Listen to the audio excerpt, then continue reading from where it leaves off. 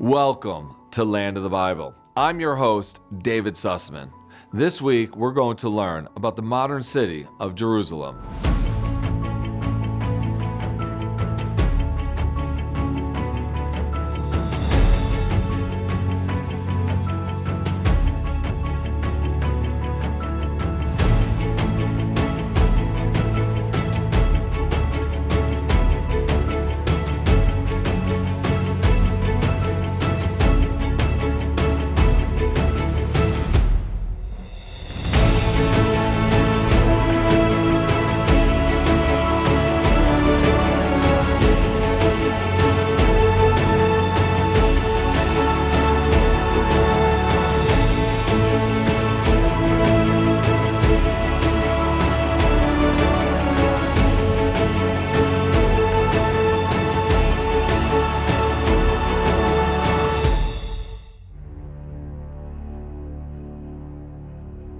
For thousands of years, Jerusalem has stood as the spiritual heart of the world.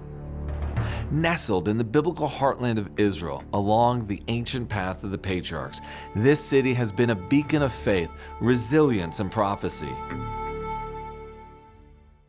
But beyond its ancient walls, a new Jerusalem has emerged, one that is thriving, modern, and boldly moving into the future. With a world-class public transportation system, high-tech industries, and neighborhoods filled with parks, restaurants, and a vibrant cultural life, today's Jerusalem is a city that blends its sacred past with the conveniences of the modern world. Jerusalem is a city alive with energy, diversity, and of course, tradition. I'm David Sussman, and on this episode of Land of the Bible, we'll discover how Jerusalem is shaping its future while remaining rooted in its timeless faith and history. Join me as we explore the new and modern city of Jerusalem. Modern Jerusalem. I can't think of a better place to start our journey right here in Chords Square, named after the paratroopers who liberated the old city in 1967 during the Six-Day War. But the real reason is that we're going from the old city here to my left to the modern city of Jerusalem here to my right. The whole story of Jerusalem's expansion to become a modern metropolitan city can really be told right here, because it begins in the mid to late 19th century with the development of Jewish communities outside the old city, but also European nations as well as Russia building churches, convents, as well as hostels for pilgrims who are visiting the Holy Land. And that all comes about because of the capitulation agreement that's going to be signed by the Turkish Ottoman Empire at the end of the Crimean War. The French, for example, build this huge convent for the Catholic Church right here in the center of Jerusalem. But after the Turkish Ottoman Empire, which will fall to the British in 1917 at the end of World War I, they're going to expand modern Jerusalem even further. They build the building you can see here to my right-hand side, Barclays Bank, which took over the first floor, but the upper floor served as the municipality of Jerusalem from 1930 all the way until 1994. That's more than 60 years until Jerusalem will build a massive modern city hall, which we're going to visit a little bit later. Let's go into the depth of it all by going to the first Jewish neighborhood. Not only just Jewish neighborhood, the first neighborhood that's built beyond the old city walls here in Jerusalem. And that's the neighborhood of Mishkenot Sha'ananim. Let's head on over there now.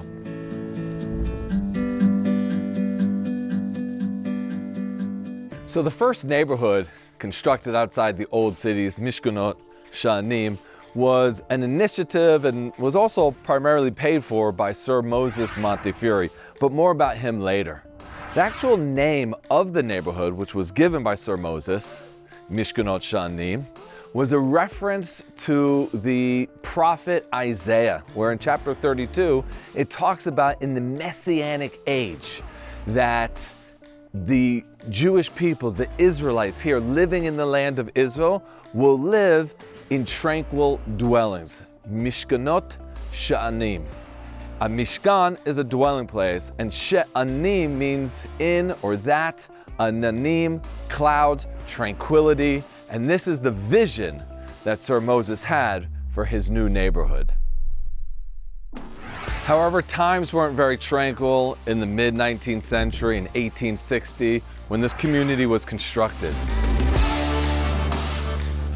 And that's why we had to walk through the heavy door and the outer wall, and even the apartments and the buildings you can see behind me are constructed with a crenulated roof, which offered the people an opportunity to defend themselves between the slits.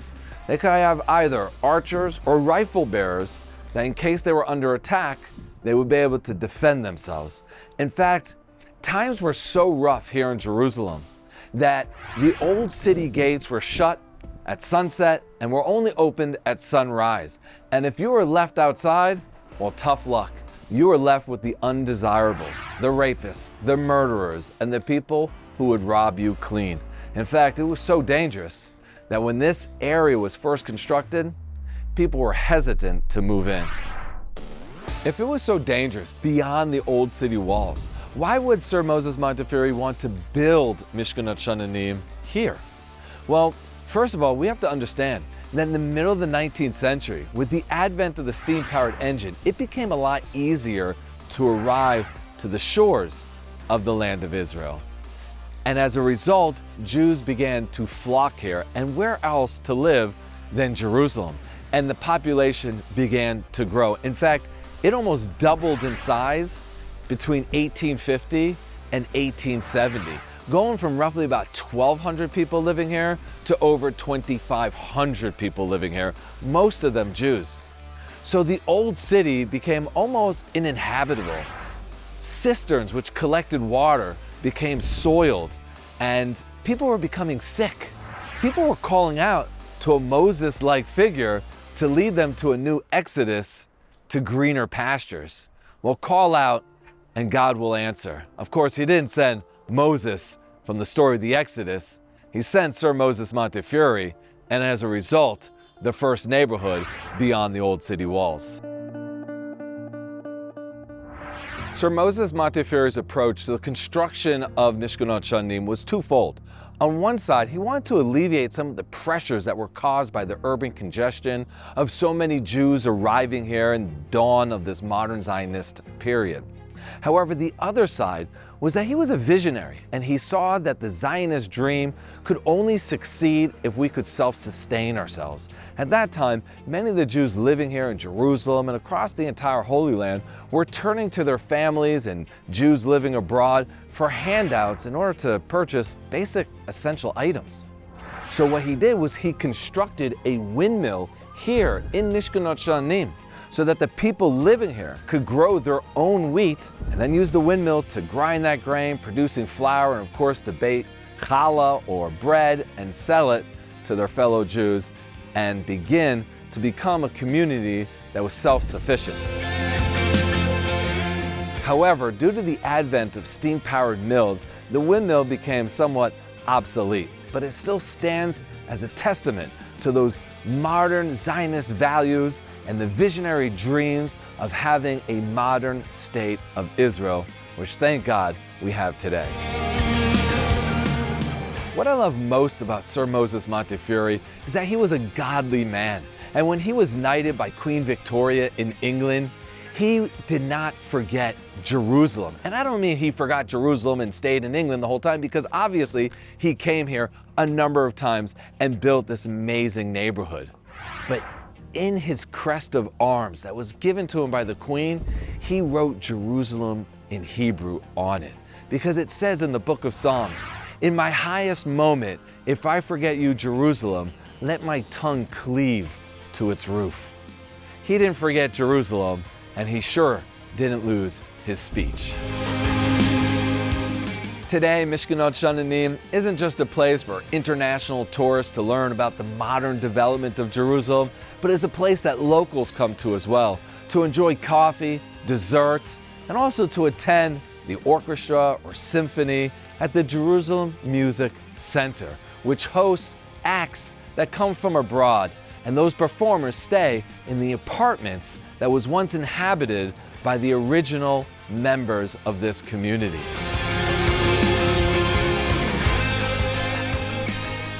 Those modern Zionists who arrived here in the middle of the 19th century arrived by boat to the shores of the land of Israel in the city of Jaffa.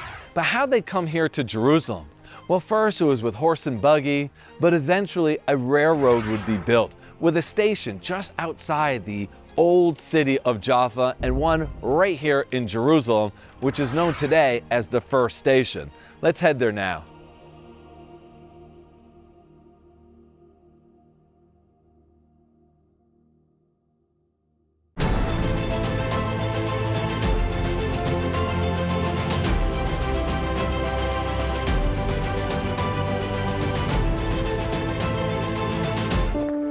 Imagine walking where Jesus walked, where faith comes to life. Feel the Bible story unfold around you, from the green Galilee to Jerusalem's ancient streets. Experience the serene and welcoming land of the Bible, where miracles happen. Put your heart where His footsteps are. Visit Israel.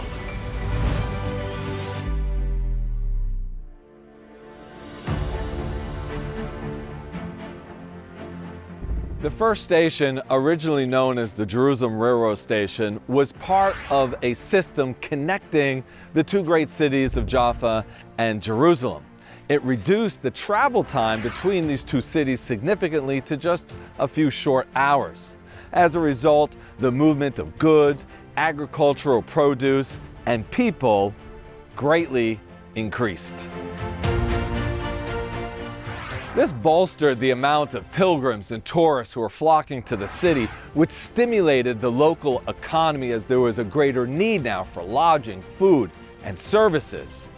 This, in turn, would begin the modern development of Jerusalem beyond the old city walls, with new roads, neighborhoods, and shops being built, which would create the modern urban landscape of Jerusalem today. First station at the turn of the 20th century also served as a social hub where people from all different backgrounds could come and talk with one another about the topics of the day. Even today, First Station has become a social hub where concerts, cafes, and restaurants bring people from all different backgrounds. The Jewish-Christian alliance was as important back then as it is today.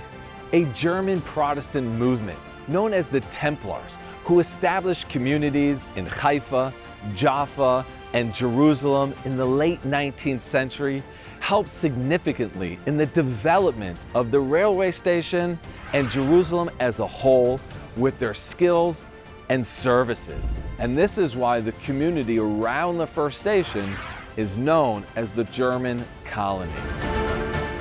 Let's now head to another part of Jerusalem which played an important role in its development, our very own municipality and city hall.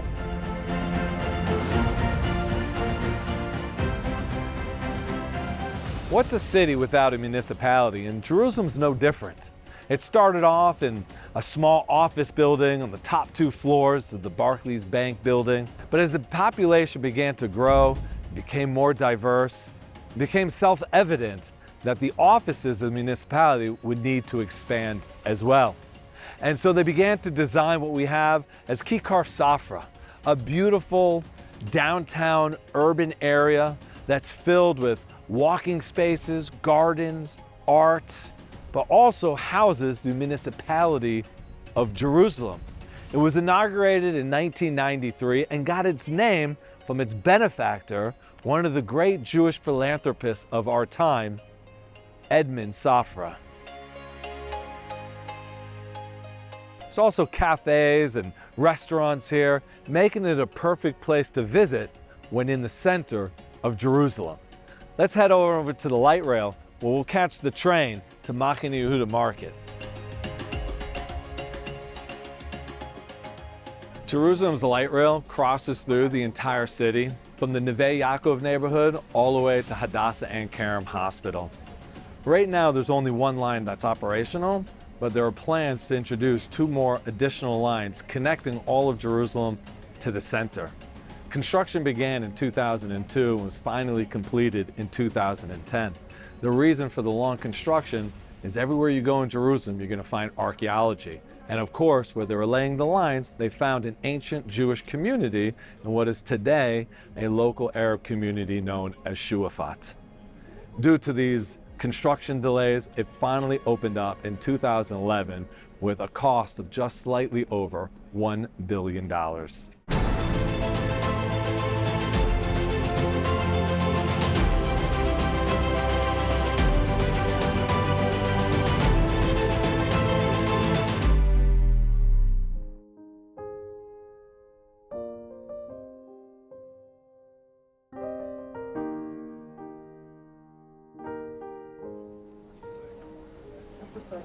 Just a few stops away from City Hall, we find ourselves here at Machane Yehuda Market, otherwise known by locals as the Shuk. The Shuk is one of the most iconic places to visit here in Jerusalem next to the Old City. And I'll even say that it's really a microcosm of Jerusalem itself, its broader identity. It's a place where religion meets secularism, where ancient meets modern, and where local meets global.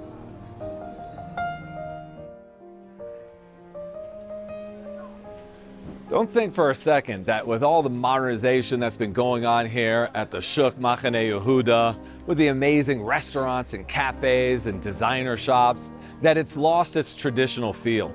Here in the Iraqi section of the Shuk, it is still filled with shops selling produce, fruits, and vegetables from the land of Israel of the highest quality.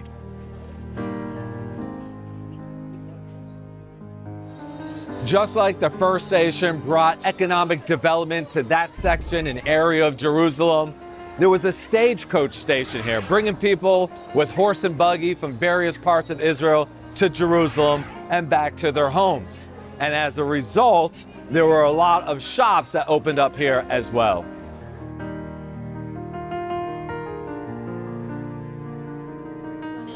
Most of these shops focused on fruits and vegetables, spices, and other necessities to be able to cook at home.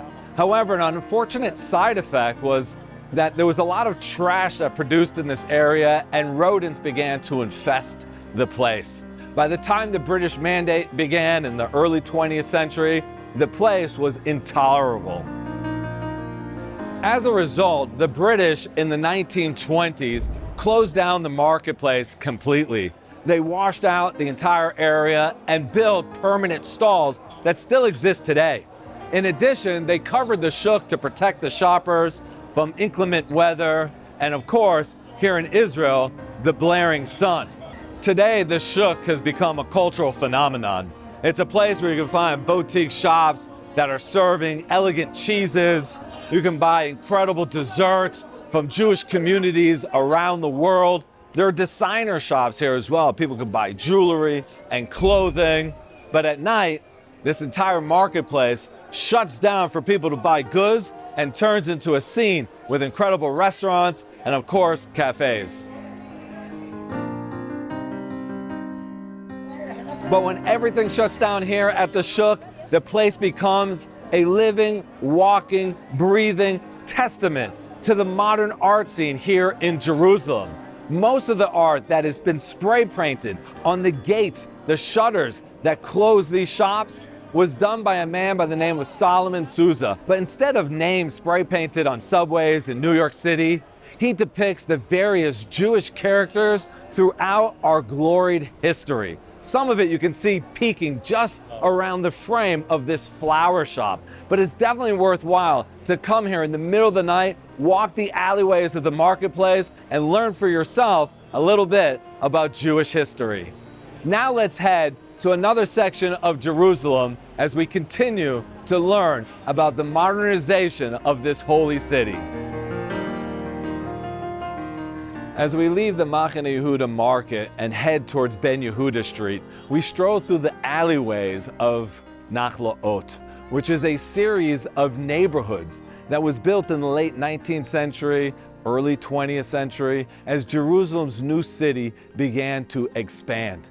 Today, Nachlaot is filled with students and young people from all around the country who come to Jerusalem in order to tap into their spiritual roots.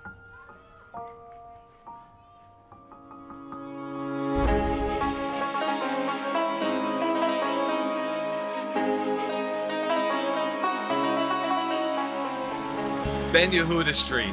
Today, it is one of the major pedestrian thoroughfares in the heart of downtown Jerusalem that serves as a cultural, commercial, and social hub for the citizens of this great city.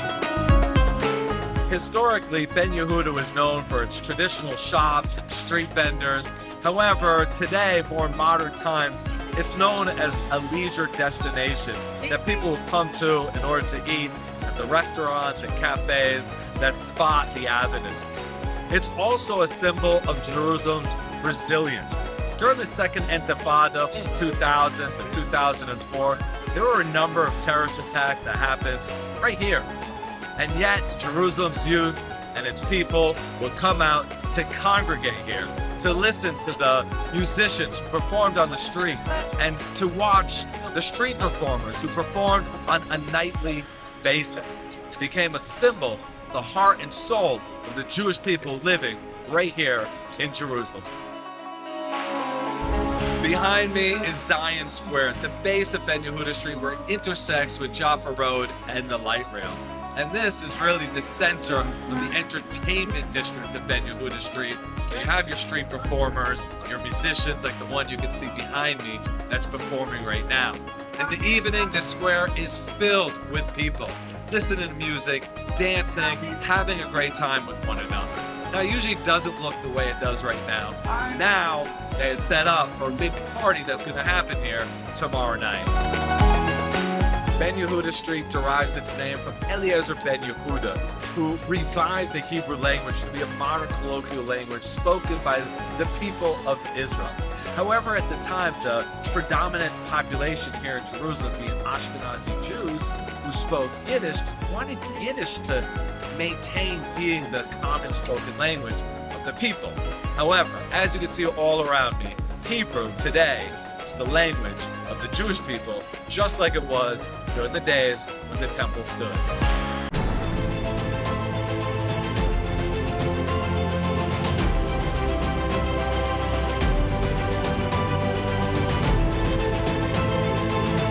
I will bless those who bless you, God promised Abraham. Embrace this covenant by connecting with the people of Israel. From Jerusalem's stones to Galilee's shores, experience living faith through their traditions and hospitality. Your journey is more than visiting biblical sites. It's about hearts that welcome your friendship. Your presence matters. Discover Israel. Just a few stops from the Ben Yehuda Street, we find ourselves in the central station of Jerusalem, where the main bus terminal, the light rail, as well as the high-speed train that connects Jerusalem to Tel Aviv is located. And from here, we can see the experience that Jerusalem is going through right now as it transitions into the 21st century with developments across the city that are connecting all parts and all people of Jerusalem. When people think about Israel as being the startup nation, they think about Tel Aviv. However, right here in Jerusalem, right downtown, there are developments in progress, building multiple high-story buildings that will house new companies that are leading not just Israel, but the world into the future. In just a few short years, the skyline of downtown Jerusalem will be completely different. A vision of the former mayor of Jerusalem, Nir Barakat. If you have a hard time imagining what Jerusalem might look like in just a few short years, well, look at this artist's rendering of downtown Jerusalem with the high rises and the innovation all taking place right now. At the heart of this transformation that I was speaking about earlier is the heartbeat of Israel's democratic society, the Knesset, Israel's parliament. It's not just the center of government and where decisions are being made, but it's also the driving force between our wonderful, free, and democratic society. The pulse of modern Jerusalem beats strongly in its sports arenas, like Teddy Stadium, where the Jerusalem soccer team Beitar Yerushalayim plays, and Pais Arena, where the basketball team plays. However, these arenas are not just about competition, they're about community, a place where Jerusalemites gather to celebrate athleticism, unity, and the dynamic energy of modern Israeli life.